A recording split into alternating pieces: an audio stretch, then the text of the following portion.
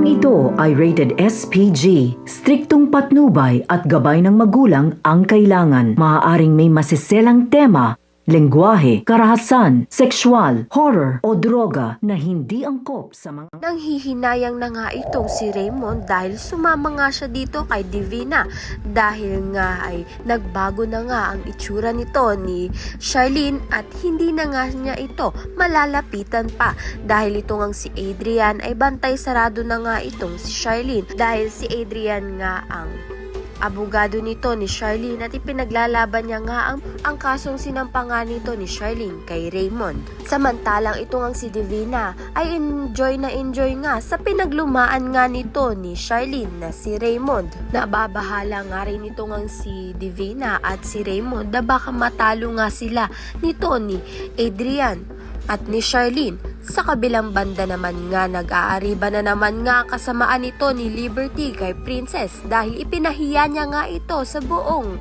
eskwelahan. Ngunit ibinaligtad nga siya nito ni Princess dahil si Liberty nga raw ang may kagagawan nga ng fake kidnapping scheme na kaya siya nakulong. Kaya naman nga't imbes na si Princess ang mapahiya ay ito ngang si Liberty dahil ito ngang si Xavier ang nagtanggol dito nga kay Princess dahil nobya niya na nga ito. Kaya naman nga tayan at iba pa ang dapat natin pakaabangan. Maraming salamat sa iyong panonood.